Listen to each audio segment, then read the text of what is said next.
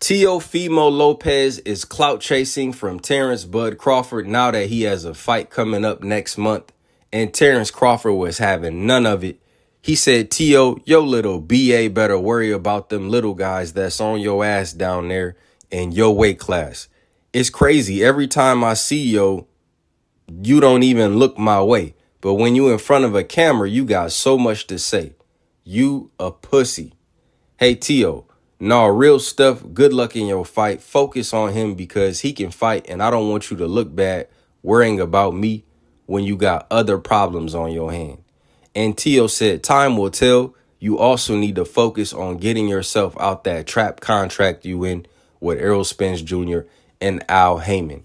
So Teofimo Lopez is fighting Jermaine Ortiz at 140 pounds. He's coming off the Josh Taylor fight. He didn't look great in the Sandor Martin fight, and he got beat up by George Kambosos. But now he's feeling confident as ever, and apparently he thinks he can beat Terence Bud Crawford, a 147-pounder that's been at 147. Teo's only in his second fight, second or third fight at 140, and I think that Teo is just purely clout chasing. He already talked about manipulating the media, but you can't manipulate the real ones, bruh. And I rock with Teo. You know what I mean? He know I rock with him. But I know who you should be focused on. You should be focused on, one, the fighter in front of you, Jermaine Ortiz, because he can box. I thought that he was giving Lomachenko all kind of issues. But Teo should handle business, right? I see some people saying that they think Teo would perform better against Crawford than Errol did, or Errol would, because he's more athletic and all of this stuff. You know, Teo says that he fights like a black fighter and he's black from the waist down, even though he's Spanish. I don't know what his obsession is with black fighters, other than that's who you look up to, other than you love black culture. I listen and I watch some of the things that Teo posts. It's always black music. It's always black athletes, Muhammad Ali's and these type of people. But he's the same one that said ESPN can keep their black fighters. So Teo strikes me as someone who would love to be black, but he's trapped in a Spanish body. But I digress, right? Because I rock with Teo. But you don't want no issues with Terence Bud Crawford, bro. Focus on what's in front of you at 140. You got Ryan Garcia. You got the Dream, Devin Haney. And I recall interviewing Teofimo years ago when he told me, and he basically laughed, and he was proud to say that Devin Haney was going to get maneuvered around for getting a world title shot at Loma. He said, I'm going to get the shot and you're not. But you don't notice. You're never going to be undisputed. You don't notice, but I do. And Devin ended up becoming undisputed. And so Teo, sometimes he comes off as jealous. I'm not going to even cap to you. Sometimes he comes off as a little jealous of not only black fighters, but fighters like Devin Haney, right? And so him and Shakur Stevenson recently got into it as well. You know, he was in Shakur's dressing room. Then right after that, I guess he threw a slight at Shakur. Shakur didn't like it. So they going back and forth. But the reality is that you should be fighting the guys in your weight class. Focus on your weight class, because going up 7 pounds for Bud, I mean, I just don't think that Teo, this man lost to George Kambosos, okay? It was one of the worst game plans I ever saw. He came in there trying to knock this man out in the first round. He didn't look like the Teo that beat Loma, but I give him credit for them wins against Loma and Josh Taylor. Now, some people would say that Loma was hurt in that first fight. That's why he didn't throw any punches in the first 9 rounds. Some would also say that Josh Taylor lost to Jack Catterall right before he fought Teofimo Lopez. And, of course, we all remember when Teo said that he wasn't sure if he still got it.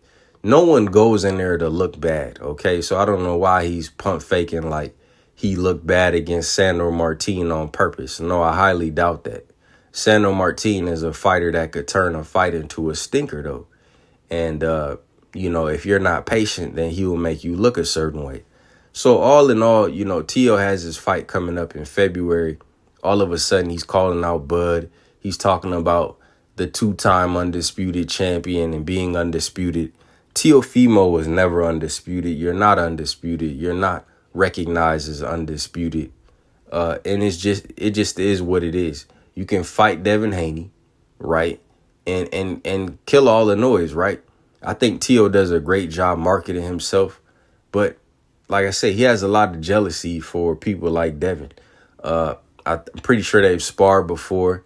And I would favor Devin Haney in that fight, honestly, because I've already seen him lose, get beat up by the same guy that Devin washed 24 straight rounds. Devin didn't lose one round to Kambosos. Teo struggled mightily with Kambosos. I mean, he was leaking. He was dropped. He just, again, the IQ wasn't there in that fight. The patience wasn't there in that fight. Now, I don't know what kind of contract Teo is in with Top Rank. I don't know if he's going to be a free agent. I would love to see him fight Tank Davis as well.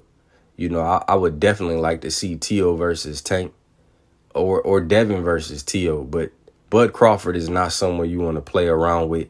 Too much experience, probably way too strong for you. And Bud said it. Every time I see you, you don't say anything to me. So I think Bud looks at him like a little bruh, like you just trying to get clout. And he probably is trying to get clout because we all know that Jermaine Ortiz versus Teo is no pay-per-view attraction. By the way, is that fight on pay-per-view or does it not matter? Only when Devin fights. So Ryan didn't fight on pay-per-view in his last fight. Teo's not fighting on pay-per-view. Are y'all going to pull up his pay-per-view numbers? By the way, has Teo ever fought on pay-per-view or it don't matter? Or it only matter when Devin is fighting? Or it only matter when a black fighter that you think will whip your ass?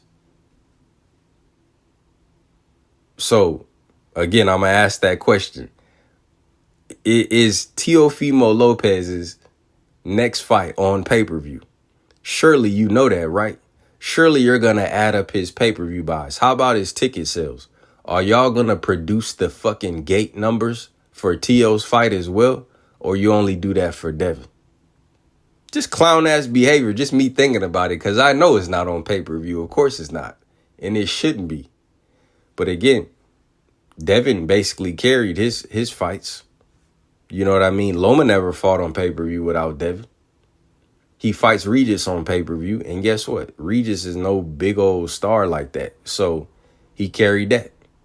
But y'all don't care about numbers until it's a black fighter. You don't care about Teo pay-per-view buys. Guess how many pay-per-view buys Teo got in his career? Zero. None that you've seen. You've seen no pay-per-view buys for him. But you could tell me Devin did 30,000. Well, 30,000 or 50,000, as Ellerby said, 50,000 times 65. That's roughly $3 million. Plus a $1.7 million gate. That's about $5 million. Now tell me Teo's pay-per-view buys. So I just like to point these things out as I think about the boxing landscape, and all these guys are tweeting about each other and tweeting this and tweeting that. It's just a lot of BS in boxing, in my opinion. But, you know, I guess it doesn't matter when you have your favorite fighter and you have your picks. So I wish Teo well. He definitely better focus on Jermaine Ortiz. He gave Loma all kind of problems. But Terence Bud Crawford is a whole different animal. And you shouldn't be clout chasing that man just to sell some tickets. You know what I mean? Do it on your own. Do it the right way. Let me know what y'all think in the comments. It's the baddest brand in the land, CHAMPSIDE. Peace.